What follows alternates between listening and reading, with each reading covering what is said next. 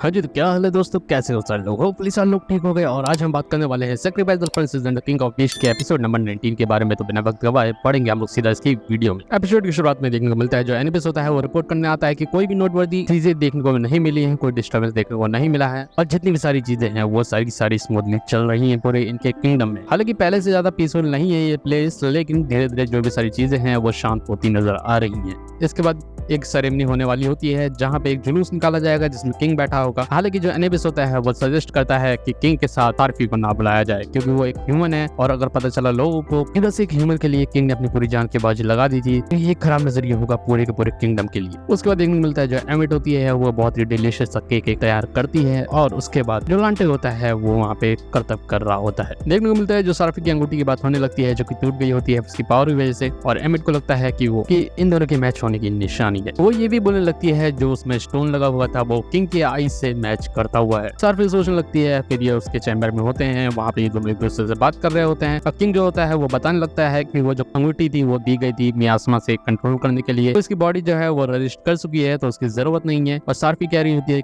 क्या तुम्हें याद है कि वो रिंग लेते टाइम मैंने क्या कहा था, और उसके मन में ही चलने लगता है ये बहुत पहले की बात है तो शायद किंग को याद नहीं होगा और वो चद्दर ओढ़ के बैठ जाती है। उसके बाद किंग कहता है कि तुझे मेरे को कुछ दिखाना है इसलिए मेरे साथ चल, और उसके बाद वो अपने होली बीस्ट पे बैठा के वो दूर जाने लगते हैं और चलते चलते काफी दूर चले जाते हैं। वहाँ पे किंग अपना जादू दिखाता है, वहाँ पे एक पेड़ प्रकट हो जाता है, पेड़ के पास देखने मिलता है बहुत ज्यादा शाइन कर रहा होता है। अंदर ये लोग जाते हैं, काफी खूबसूरत सी जगह होती है, वहाँ पे पानी बह रहा होता है और वो बताने लगता है कि ये स्प्रिंग ऑफ ब्लू वाटर है, ये वाटर जो है वो अनटीन है मियास्मा से, और वो जो औंटी थी वो यही के पानी के बने फ्रूट से मिली थी और उसके बाद ये जो वाटर था वो हेल्प किया था उसको बनाने के लिए और ये कंसोल कर सकता है मियास्मा। और वो बताने लगता है कि ये जो सारी चीजें हैं वो यहाँ के लेजेंड कहते थे, उसको इसके बारे में जो एक्चुअल चीजें हैं वो नहीं पता है, लेकिन ये जो जगह है इसको होली ग्राउंड जरूर कहा जाता है। इस जगह को पार सिर्फ और सिर्फ कुछ रॉयल लोग कर सकते हैं और जो प्योर प्रीस्ट होते हैं वो यहाँ आ सकते हैं। सारफी पूछने लगती है तो क्या मेरा यहाँ आना सही भी था, और किंग बोलने लगता है कि ये जगह तो मैं वैसे भी तुझे दिखाने ही वाला था। और उसके बाद वो सारफी का हाथ मांगने लगता है और हाथ वो उसके हाथ में देती है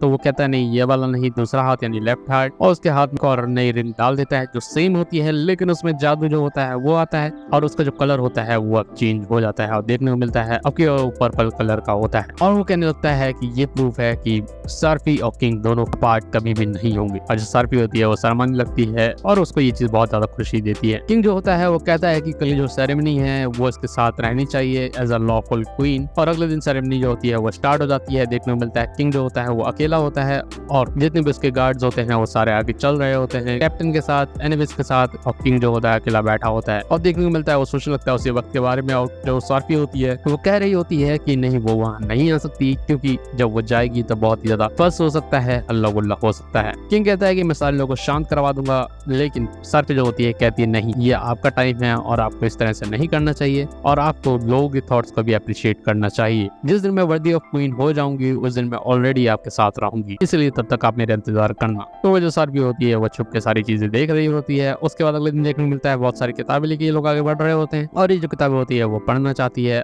और सामने से देखने को मिलता है वो जो प्रीस्ट होता है वो आ जाता है और इसके टकरा जाता है, किताबें उसकी भी गिर जाती हैं, सारी किताबें मिक्सअप हो जाती हैं। वो जस्टिस सेट जो होता है वो अपनी किताबें लेता है और वहाँ से निकल जाता है। बाहर देखने को मिलता है तूफान का माहौल हो चुका होता है और बादल जो होते हैं वो कड़क रहे होते हैं। सारफी जो होती है बिल्कुल डरी होती है, वो काम नहीं होती है। शायद मैंने भी तेरे दिल पे इतना ज्यादा घाव छोड़ रखा है जिसकी वजह से तू इतना ज्यादा डरी रहती है। तू एक सैक्रिफाइस थी बचपन से ही और तुझे जब से पता चला था तू डर डर के ही अपनी जिंदगी जी रही हो, इसीलिए इस तरह से तेरे साथ तुझे डर लगता है हर एक चीजों से। सारफी से रोकने की कोशिश करती है। किंग कहता है कि हाँ ये सच है कि मैंने किसी को डिवोर नहीं किया है, लेकिन जो सैक्रिफाइस होते हैं वो इस डर में तो हमेशा ही रहते हैं और जो यहाँ से लड़कियां एस्केप होती हैं उनका क्या होता है उसके बाद वो भी मुझे नहीं पता है। तुझे तो मैंने यहाँ पे रखा अपने साथ, लेकिन बाकी कहाँ गई वो मेरे को कोई आइडिया है भी नहीं, इसलिए मैं पावरलेस हूँ।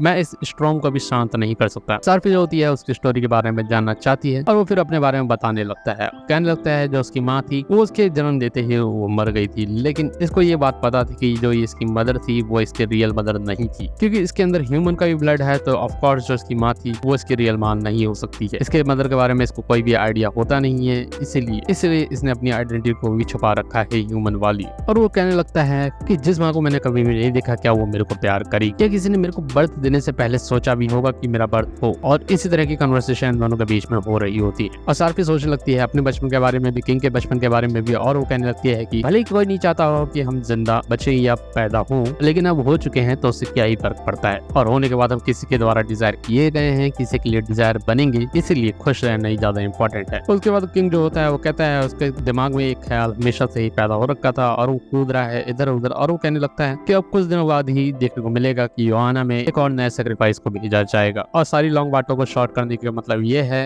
कि वो चाहता है कि इसे जो रूट प्रॉब्लम है उस पे स्ट्राइक करे और इस सेक्रीफाइस वाली चीज को हमेशा हमेशा के लिए खत्म कर दे। वो कहने लगता है ये जो पुरानी वाली जनरेशन थी वो सेक्रीफाइस वाली चीज को समझती है और उसे लगता है कि ये पावर ऑफ सुपीरियरिटी है, लेकिन जो हमारी न्यू जनरेशन है कभी भी उसने इस चीज के लिए एक्सपीरियंस नहीं किया है, तो वो लोग समझेंगे, वो लोग अपोज नहीं करेंगे इस चीज के अगेंस्ट। इसीलिए ये वाली जो चीजें हैं सेक्रीफाइस वाली वो हमें खत्म कर देनी चाहिए। और हमने इनफ बीस्ट जो है वो देख लिए हैं जो कि इस चीज को खत्म करने के लिए तैयार भी हैं और ह्यूमन से प्यार करते भी हैं और तुझे पूरी तरह से सपोर्ट कर रहे हैं। हालांकि इसके कॉन्सिक्वेंसेस भी हो सकते हैं। मान लो इनका जो एक कोई भी जो खबरी होगा वो खबर देने जाएगा ह्यूमन वर्ल्ड में और ह्यूमंस ने वहां पे उसे मार दिया, तो ये जो सारी चीजें हैं वही एंड हो जाएंगी और ये जो सारी चीजें हैं वो और ज्यादा बुरी तरह से इम्पैक्ट करेंगी और जो ये वॉर है ये नेवर एंडिंग बन जाएगी। और सेम चीज अगर उधर से कोई आया और इधर मार दिया गया तो सेम चीज उधर से भी होगी। और सार्फी जो होती है वो चाहती है ये खबरी बनना, ये कह सकते हैं ये दूत बनना। उसके बाद देखने को मिलता है एक मीटिंग बुलाई जाती है जहाँ पे सारे लोग होते हैं, वहाँ पे सेक्रीफाइस वाली चीज के खिलाफ होता है। एनीवेज वो कह रहा होता है कि ऐसी चीजें कैसे एक्सेप्ट की जा सकती है और किंग कहता है कि ये चीजें होनी ही चाहिए। हालांकि जो बुड्ढे होते हैं वो भी यही सेम चीज बोलते हैं और लांटे बीच में बोल पड़ता है कि ये तुम बुड्ढों के लिए इंपॉर्टेंट होगा, जो आज की नई जनरेशन है उन लोगों को इस चीज से बिल्कुल फर्क पड़ता नहीं है। और उसके बाद देखने को मिलता है कि सार्फी और जो लांटे होते हैं वो दोनों बाहर खड़े हो जाते हैं और मीटिंग जो होती है कंटिन्यू रहती है। और उसके बाद देखने को मिलता है जो किंग होता है वो बाहर आता है और कह रहा होता है कि जो एनीवेज है वो तुझसे प्राइवेटली में बात करना चाहता है। एनीवेज के पास जाती है सार्फी और उन दोनों के बीच कॉन्वर्सेशन स्टार्ट हो जाती है। सार्फी जो होती है एनीवेज की थोड़ी बहुत एक्टिंग करती है और उसके बाद एनीवेज जो होता है उसमें खाली चिल्ला रहा होता है। एनीवेज जो होता है वो सार्फी से पूछ रहा होता है क्या बीस्ट और ह्यूमंस एक्चुअली में एक साथ कभी आ सकते हैं या समझ सकते हैं एक दूसरे को। सार्फी जो होती है वो कहती है कि मुझे पता है ये सारी चीजें इजी नहीं होने वाली है, लेकिन उतने में एनीवेज दोबारा से चुप करवा देता है और कहता है कि जो सिर्फ आंसर यस या नो में चाहिए। और सार्फी कहती है हाँ हो सकता है। और सार्फी जो होती है वो बोलने लगती है अगर वो वॉलेटर करेगी एज ए इनवॉय तब ये सारी चीजें शायद हो सकती है। एनीवेज जो होता है वो कहता है कि तुझे लगता है तो ब्रिज है बीस्ट और ह्यूमंस के बीच में और सच सच बताने ये चीज। और सार्फी बोलती है मैं ब्रिज मिस्टर चांसलर आप तो एक्सेजरेट कर रहे हैं सारी चीजों को। और उसके बाद थोड़ी बहुत और कॉन्वर्सेशन होती है, लेकिन एट द एंड क्या होता है जो एनीवेज होता है वो तैयार हो जाता है इस चीज के लिए। जो उसमें सार्फी काफी ज्यादा खुश हो जाती है, उससे हाथ मिलाती है, थैंक यू बोलती है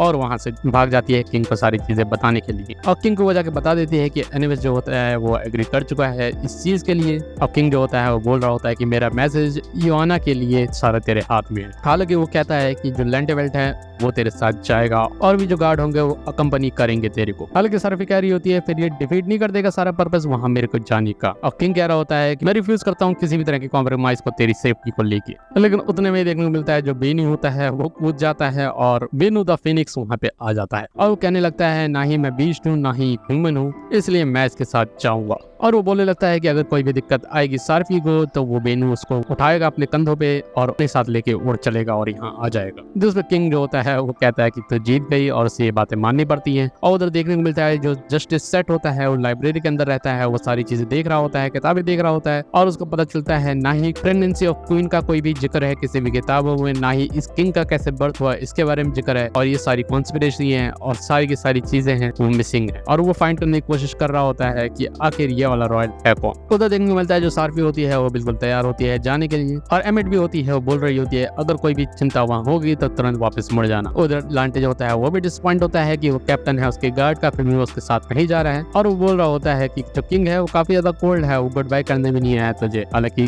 सार्फी जो होती है वो कहती है नहीं ऐसा नहीं है, किंग ने मुझे ऑलरेडी गुड बाय कह दिया था। जो किंग है वो सिर्फ खाली उसकी चिंता कर रहा होता है, उसके लिए परेशान होता है और वो चाहता है कि वो सेफली वापस घर आए, इसके अलावा कुछ नहीं। उधर देखने को मिलता है जस्टिस सेट जो होता है वो कह रहा होता है जो किंग का बर्थ है वो एक वाइटल सीक्रेट और उसको फाइंड करना ही होगा। उधर जो देखने को मिलता है जो बेनू होता है उसके ऊपर सार्फी बैठती है और दोनों उड़ते हुए चले जाते हैं और जो सेट होता है वो कहता है कि मैं अनकवर कर दूंगा इस सारी मिस्ट्री को और जो मेरा लॉन्ग चेरिश्ड एम्बिशन है वो भी मैं अपना पूरा करूंगा और इसी के साथ खत्म हो जाता है ये वाला एपिसोड। तो बात की जाए कैसा था ये एपिसोड, तो एपिसोड जो था काफी ज्यादा अमेजिंग था। आई नो मैं काफी ज्यादा लेट हूँ इस एपिसोड को लेके, लेकिन बात यह है कि मैं घर पे नहीं हूँ इसलिए जो सारे एपिसोड्स हैं वो थोड़ा सा लेट आएंगे। हालांकि मैं रिकॉर्ड करने की कोशिश कर रहा हूँ और कोशिश कर रहा हूँ किसी भी तरह ये एपिसोड मैं आपको जल्दी से जल्दी डिलीवर कर सकूँ। तो इस वीडियो में इतना ही रखेंगे, मिलते हैं अगली वीडियो में, तब तक के लिए बाय बाय, सायोनारा, पीस आउट।